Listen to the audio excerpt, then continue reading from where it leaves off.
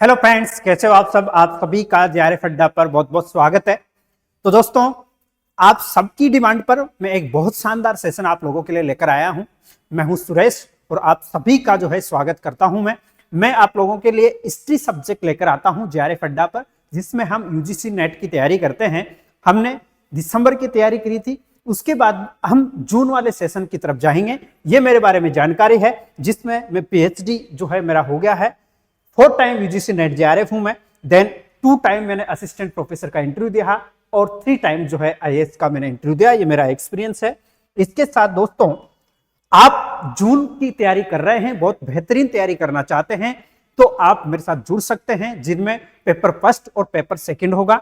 Paper second में history जो है मैं लेकर आता हूं, जिसकी इस तरीके के फीचर्स रहते हैं, जिसमें कंप्लीट लाइव क्लास रहेंगे आप लोगों की।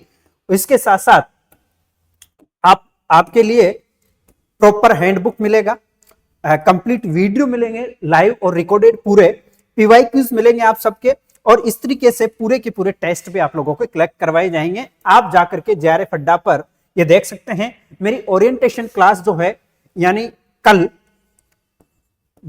22 जनवरी को आपको मिल जाएगी। ऐप पर जाकर के आप देख सकते हैं, फ्री ऑफ कॉस्ट रहेगी। ये फ्री में आप सभी जो स्टूडेंट है वो ओरिएंटेशन क्लास को देख सकते हैं, हिस्ट्री की क्लास को, जिसमें हम प्लान बताएंगे, साथ साथ में हम क्लासों पर भी डिस्कस करेंगे कि कौन सी क्लास किस तरीके से रहेंगे डिटेल में। ये एक बहुत जबरदस्त प्लान के साथ में हम तैयारी करने वाले हैं। वो सब पूरा का पूरा प्लान जो है आपको देखने को मिलेगा कल। और इसके साथ साथ दोस्तों, आज का जो अपना सेशन रहेगा वो ये रहेगा कि यूजीसी नेट क्या है। सबसे पहले तो हमें ये जानना है। यूजीसी नेट के बाद में हमें हमारे सामने एक चीज दिखाई दे रही है, क्योंकि हमें जून की तैयारी करनी है, तो सबसे पहले हम ये भी तो जाने कि व्हाट इज बेनिफिट। बेनिफिट क्या होते हैं भाई, यूजीसी नेट करते हैं तो नेट निकालने के बाद हमें क्या फायदे होंगे। इसके बाद इसका नोटिफिकेशन कब आता है यह भी हमें पता होना चाहिए, और इसका क्या सिलेबस होता है यह भी हमें पता होना चाहिए। इसके साथ साथ एग्जाम पैटर्न कैसा होता है, और एलिजिबिलिटी क्या होती है, आपकी योग्यता क्या होती है, कौन इसको दे सकते हैं, इसके बारे में हम डिस्कशन करेंगे। तो आ जाओ आप सब एक बार फिर करते हैं हम इस पर विस्तार से चर्चा। तो सबसे पहले हम देखते हैं बेनिफिट्स। सबसे पहले आज का जो पहला अपना पॉइंट है वो आएगा बेनिफिट्स क्या होंगे इसके।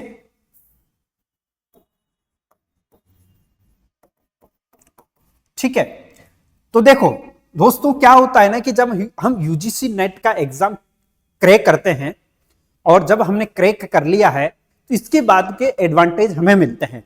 सबसे पहले हमें यह जानना पड़ेगा पर कि what is UGC net. UGC net का जो एग्जाम होता है, बिल्कुल बेसिक से आपको बताने वाला हूं मैं। ये जो है एक यूजीसी के द्वारा कंडक्ट करवाया जाता है, जिसमें इसको कंडक्ट करने वाली बॉडी है एनटीए। उसके द्वारा सब्जेक्ट स्पेसिफाई, यानी कि आप लोगों को असिस्टेंट प्रोफेसर यूनिवर्सिटीज में या कॉलेज में, सेंट्रल में या फिर स्टेट जो स्पॉन्सर्ड कॉलेज होती है, उनके द्वारा जहां पर आप लोगों को पढ़ाने के लिए ग्रेजुएट और अंडर ग्रेजुएट और पीजी बच्चों को पढ़ाने के लिए प्रोफेसर्स की जरूरत पड़ती है। और उसके लिए एक एलिजिबिलिटी क्राइटेरिया की अगर हम बात करें तो वो होता है नेट, और नेट के थ्रू हम जो है असिस्टेंट प्रोफेसर्स बनते हैं अदर कॉलेजेस में। तो इसके लिए सबसे पहला बेनिफिट होता है हमें कि सबसे पहला कि हमें असिस्टेंट प्रोफेसर बनना होता है। तो सबसे पहला हमारा जो बेनिफिट होगा नेट का, असिस्टेंट प्रोफेसर। ठीक है, असिस्टेंट प्रोफेसर हम बनेंगे। यहां पर असिस्टेंट प्रोफेसर की अगर हम बात करें तो दोनों में, एक तो government universities, government university and college भी आ जाएगा यहां पे। ठीक है, कॉलेज, दोनों के लिए हमें क्या पड़ता है, नेट जरूरत पड़ती है। नेट की हमें जरूरत पड़ती है, नेट के सर्टिफिकेट की हमें जरूरत पड़ती है, एक ये माना जाता है। हालांकि इसके बारे में अभी बहुत सारे और भी डिसीजन आए थे यूजीसी की तरफ से, लेकिन हमें उन पर ध्यान नहीं देना है, क्योंकि ये तो जरूरत है ही है। इसके अलावा भी प्राइवेट यूनिवर्सिटीज और कॉलेज में भी, ठीक है, प्राइवेट यूनिवर्सिटी एंड कॉलेज, मतलब गवर्नमेंट में भी और प्राइवेट में भी आपको टीच करने के लिए, पढ़ाने के लिए नेट की बहुत ज्यादा जरूरत पड़ती है। ठीक है, सबसे इंपॉर्टेंट और मेजर चीज जो है नेट के लिए ये। इसके अलावा अगर आपने नेट का एग्जाम क्रैक कर लिया है, तो इसके साथ साथ नेट करने के बाद में आप जो है जेआरएफ कर लेते हो, क्योंकि नेट तो एक एलिजिबिलिटी हो गया, नेशनल एलिजिबिलिटी टेस्ट, इसको हम कहते हैं पूरा। अब इसके साथ अगर हमारी मेरिट और अच्छी बनती है तो हम क्या हो जाते हैं, जेआरएफ हो जाते हैं। ठीक है, हमें जेआरएफ मिलता है, और ये जेआरएफ जो होता है इसको कहते हैं junior research fellowship. Junior research fellowship का मतलब होता है कि आप लोगों को फेलोशिप मिलेगी जब आप पीएचडी में एनरोल करते हो। तो क्या होता है कि नेट से पहले हमें और अच्छी मेरिट बनती है तो क्या होता है, हमें जेआरएफ मिलता है यूजीसी की तरफ से। यूजीसी की तरफ से हमें क्या मिलता है, ये जेआरएफ मिलता है, और इस जेआरएफ के थ्रू हमें अप्रोक्स जो है 30 लाख, ठीक है, 30 लाख रुपए की हमें 5 साल में फेलोशिप मिलती है। ठीक है, 30 लाख की हमें फेलोशिप मिलती है जेआरएफ के रूप में और एसआरएफ के रूप में। किस रूप में हमें मिलती है यह भी मैं लिख देता हूं। जेआरएफ 2 साल का होता है, ठीक है, 2 years, एंड प्लस एसआरएफ होता है 3 years। ठीक है, 3 years का एसआरएफ होता है। इस प्रकार से जो है टोटल हमारे पास में 5 years का एक तरीके से ये प्लान होता है, और पीएचडी में हम एनरोल करते हैं। इसके लिए सबसे पहले जैसे हमने जेआरएफ किया, जेआरएफ करने के बाद में हमें फेलोशिप मिलती है 30 लाख की, लेकिन ये तब मिलेगी हमें ये फेलोशिप जब हम क्या करेंगे, जब हम पीएचडी में एनरोल होंगे, पीएचडी में एनरोल।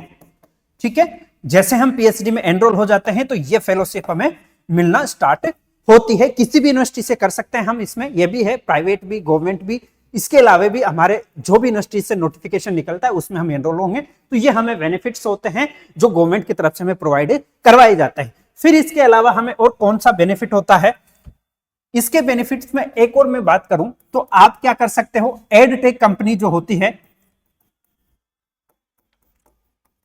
एडटेक कंपनी में आप पढ़ा सकते हैं टीचर के रूप में, है ना, टीचर के रूप में आप पढ़ा सकते हैं किसी भी एडटेक कंपनी में। टीचर के रूप में जा सकते हैं आप, कंटेंट राइटर के रूप में जा सकते हैं। ठीक है, कंटेंट राइटर मतलब कंटेंट लिखने वाले, सब्जेक्ट स्पेसिफाई, जैसे मैं अगर हिस्ट्री की बात करूं या फिर पॉलिटिकल साइंस या ज्योग्राफी की, तो सब्जेक्ट में अगर आपको महारत है, किसी भी सब्जेक्ट में आपको नेट निकाल ली, तो आप क्या करेंगे, कंटेंट राइटर बन सकते हैं, आप टीचर बन सकते हैं उस सब्जेक्ट के, आप प्रोफेसर बन सकते हैं उस सब्जेक्ट के। इसके अलावा आप जो है रिसर्च पेपर जो है, रिसर्च पेपर्स भी पब्लिश करवा सकते हैं विशेष टॉपिक पर, स्पेसिफाइड टॉपिक पर आप लिख सकते हो, बहुत सारे आर्टिकल्स लिख सकते हो, जर्नल्स में बहुत सारी बुक्स लिख सकते हो। तो आपके लिए ये एक तरीके से रिसर्च पेपर पब्लिश करवाए जा सकते हैं। ठीक है, रिसर्च पेपर लिखना, इसके अलावा बुक्स राइटिंग, आप बुक्स भी लिख सकते हो, मतलब एक कंटेंट में आ जाता है। तो ये एक पूरे के पूरे ब्रॉड रूप से बेनिफिट इसके हो जाते हैं हमारे सामने कि इसका क्या बेनिफिट होगा। अब अगर दूसरा पॉइंट हम देखें कि दूसरा पॉइंट क्या था हमारे सामने, कि ये एग्जाम जो है इसका पैटर्न क्या होता है। हम एग्जाम पैटर्न की बात करते हैं। ठीक है, एग्जाम पैटर्न, अगर इसके एग्जाम पैटर्न की अगर हम बात करें तो देखो, सबसे पहली बात तो ये होती है कि ये इसके पेपर 2 होते हैं। एग्जाम पैटर्न में क्या हो गई चीज, 2 पेपर होते हैं इसमें। ठीक है, पेपर 1 होगा और फिर हो जाता है पेपर 2। ठीक है, पेपर 1 और पेपर 2। पेपर 1 जो होता है ये क्या होता है, ये कॉमन होता है सबके लिए। ठीक है, ये कॉमन पेपर होता है जिसमें आपको मैथ्स, जिसमें DI, percentage, profit and loss, इस तरीके के होते हैं, कॉम्प्रिहेंशन यानी कि पैसेज होते हैं, कुछ रीजनिंग होती है, कुछ पीडी होता है, हायर एजुकेशन होता है। इस प्रकार से जो है पेपर 1 जो डिवाइडेड होता है 10 यूनिट्स में। कितने यूनिट्स में, 10 यूनिट्स में ये डिवाइड होता है पेपर 1 भी। ठीक है, इस तरीके से। अब आता है पेपर 2। पेपर 2, क्योंकि हम एग्जाम पैटर्न की बात कर रहे हैं, तो पेपर 2 में अगर हम बात करें पेपर 2, तो ये क्या होता है, सब्जेक्ट स्पेसिफाइड होता है, सब्जेक्ट। ठीक है, सब्जेक्ट रिलेटेड होता है ये, जैसे कोई भी सब्जेक्ट हो सकता है, हिस्ट्री हो सकता है, ठीक है आपका, इसके अलावा ज्योग्राफी हो सकता है, आप किसी भी सब्जेक्ट के हो सकते हैं, पोल साइंस हो सकता है, किसी भी सब्जेक्ट में आपको जो है वो क्वालिफाई होना चाहिए। लेकिन इससे पहले एग्जाम पैटर्न की क्योंकि हम बात कर रहे थे, तो सबसे पहले इसका यूजीसी नेट का एग्जाम पैटर्न की बात करें तो इसमें 2 पेपर होंगे, पेपर फर्स्ट और पेपर सेकंड। पेपर फर्स्ट में जो मैंने बताया है कि 10 यूनिट्स होते हैं और पेपर सेकंड में भी 10 यूनिट्स होंगे। इसमें भी क्या होंगे, 10 यूनिट्स होंगे, ठीक है। 10 यूनिट्स में ही ये डिवाइड रहेगा, प्रत्येक सब्जेक्ट का सिलेबस भी डिवाइड रहेगा जो यूजीसी की तरफ से, वो भी 10 यूनिट्स में रहेगा। लेकिन हमें हमारी क्या एलिजिबिलिटी होनी चाहिए, क्या इस एग्जाम को कौन दे सकता है, ये भी तो होना चाहिए ना हमारे पास में, ठीक है। क्योंकि हमारा पॉइंट इधर जब मैं आप लोगों को बता रहा था तो यहां पर एक पॉइंट ये भी है, ठीक है, कि क्या एलिजिबिलिटी होनी चाहिए आपकी, ठीक है। इसको लेकर भी बात करते हैं, इसी के थ्रू अब आगे बढ़ते हुए देखते हैं कि क्या एलिजिबिलिटी होनी चाहिए, ठीक है। ये तो सब्जेक्ट हो गया, एलिजिबिलिटी की बात करते हैं।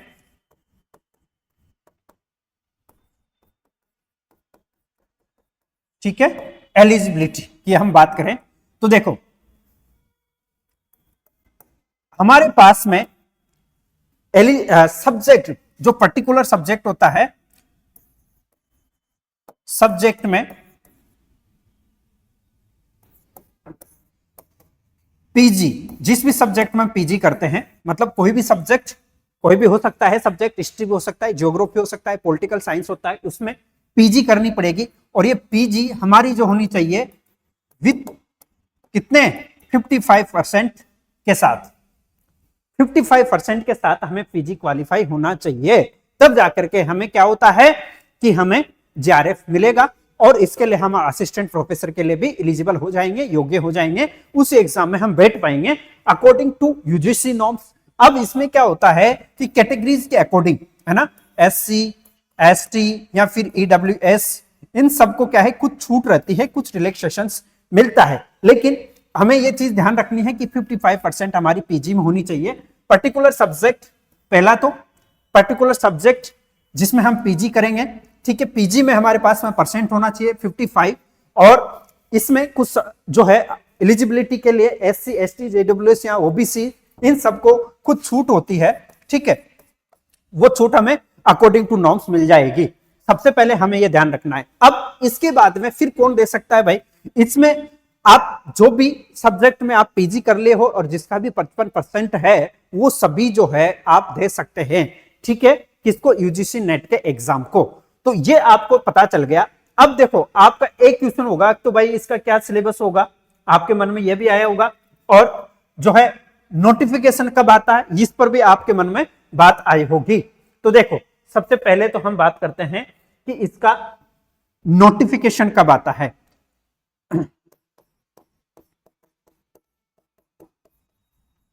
नोटिफिकेशन की अगर हम बात करें तो सबसे पहले नोटिफिकेशन जो होता है दोस्तों, इसका ईयरली 2 टाइम्स जो है यूजीसी नेट का एग्जाम कंडक्ट करवाया जाता है, जिसमें इसका शेड्यूल होता है दिसंबर और जून।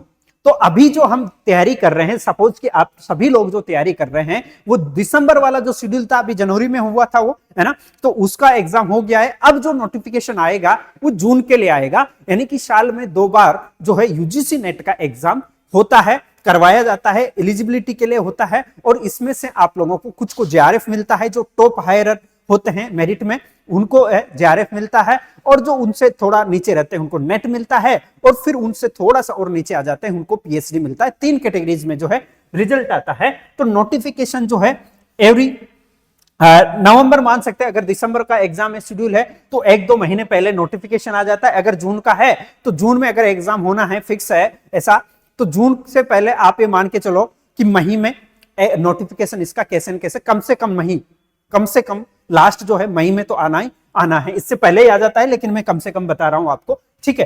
तो शेड्यूल की बात कर देते हैं इसके, ठीक है। ये होता है एक तो दिसंबर और एक होता है जून, ये ध्यान रखना है आपको। यूजीसी के नॉर्म्स के अकॉर्डिंग एक तो दिसंबर में एग्जाम होता है और एक जून में एग्जाम होता है। हर साल जो है कितनी बार एग्जाम कंडक्ट करवाया जाए, 2 टाइम्स, ठीक है, 2 टाइम्स जो है एग्जाम को कंडक्ट करवाया जाता है। और इसके अकॉर्डिंग दिसंबर और इसमें जून होगा, ठीक है। और नोटिफिकेशन 1-2 महीने पहले ही आपके सामने आ जाता है। सिलेबस सेम होता है, उस पर भी हम चर्चा कर लेते हैं एक बार। सिलेबस की अगर आप बात कर रहे हैं तो देखो सिलेबस, इस पे हम चर्चा करते हैं लास्ट में कि क्या होता है। देखो दोस्तों, मैंने आपको पहले ही बताया है कि इसमें पेपर 2 होते हैं, ठीक है। पेपर 1 जिसमें क्या होगा, पीडी ही होगा, ठीक है, हायर एजुकेशन होगा, इसके अलावा मैथ्स होगी, रीजनिंग होगी, ऐसे करके कितने यूनिट्स होंगे पेपर 1 में, टोटल यूनिट्स जो हो जाते हैं वो 10 यूनिट्स होंगे। कितने होंगे, टोटल यूनिट्स जो होंगे 10 होंगे। 10 यूनिट्स में ये डिवाइडेड रहता है और रिसर्च मेथड्स भी आता है, बहुत सारी चीजें आती है, तो 10 यूनिट्स होंगे। प्रत्येक यूनिट में से ऐसा माना जाता है कि 5 क्वेश्चंस रहेंगे। इस यूनिट्स में से टोटल जो पेपर होगा, फर्स्ट पेपर, वो 50 क्वेश्चंस क्या होगा, कितने पेपर में, फर्स्ट पेपर में 15 क्वेश्चंस होंगे, ठीक है। और कितने नंबर के होंगे ये, 100 मार्क्स के, 100 मार्क्स का ये होगा। समझ में आ गया आपको। इसके बाद में फिर देखते हैं हम सब्जेक्ट सेकंड, पेपर सेकंड, ठीक है, पेपर सेकंड। अब ये क्या होगा, पर्टिकुलर सब्जेक्ट का होगा, ठीक है, सब्जेक्ट रिलेटेड होगा ये। तो अब देखो इसमें क्या होगा, सब्जेक्ट में पहले अगर हम बात करें कि सपोज हिस्ट्री की बात कर लेते हैं या फिर किसी भी सब्जेक्ट की हम बात करते हैं, फॉर एग्जांपल मैं आपको बता रहा हूं, तो इसमें जो है 10 यूनिट्स होंगे। इसमें कितने यूनिट्स होंगे, इसमें भी 10 यूनिट्स होंगे, 10 यूनिट्स होंगे। और इन तीनों 10 यूनिट्स में से अलग अलग सब्जेक्ट, जैसे एंशिएंट हिस्ट्री की बात करें तो एंशिएंट हिस्ट्री होगी, मिडिवल हिस्ट्री होगी और मॉडर्न हिस्ट्री होगी। और 10 जो 10वां नंबर का यूनिट होगा 10th वाला, ये होगा रिसर्च मेथोडोलॉजी का, ठीक है, रिसर्च मेथोडोलॉजी का ये होगा, ठीक है, जिसमें रिसर्च रिगार्डिंग क्वेश्चंस रहेंगे। तो इस प्रकार से जो है पूरा का पूरा यूजीसी का एक पैटर्न होता है और इस तरीके से हम जो है इसका एग्जाम में पास भी हो सकते हैं। आई होप कि आपके अच्छे से समझ में आया होगा। पूरे के पूरे पैटर्न पर आपके डिस्कशन हमने किया है, जैसे कि पूरे के पूरा कि बेनिफिट्स क्या होते हैं, नोटिफिकेशन कब आउट होता है इसका, हमने इसके सिलेबस पर भी डिस्कशन किया, एग्जाम पैटर्न पर क्या, एलिजिबिलिटी पर क्या। तो जो भी बच्चे जो भी तैयारी करना चाहते हैं, बिगिनर्स, यहाँ पर इसको आप क्यों फायदा होना चाहिए, क्यों एग्जाम को क्रैक करना चाहिए या फिर क्यों तैयारी करनी चाहिए, इन सब के लिए आपके लिए एक बैकअप मिलता है दोस्तों। नेट के लिए, नेट के एग्जाम को क्रैक करने के लिए आपके लिए एक बैकअप मिलता है। आप आगे जाकर के इसमें जो है रिसर्च कर सकते हो, आपके साथ में जो है फाइनेंशियली सपोर्ट भी मिलता है। अगर आप किसी भी कंपटीशन एग्जाम की तैयारी करते हैं, जैसे यूपीएससी की, आरएएस की या किसी भी एग्जाम के, पीएचडी आप एनरोल करें, पीएचडी के बाद में आप इनकी तैयारी करेंगे तो आपके लिए मोटिवेशन एक मिलता है और साथ ही साथ में आपको रिसर्च में आगे बढ़ने का भी मौका मिलता है। तो दोस्तों सेशन कैसा लगा आप सभी को, थैंक यू, धन्यवाद।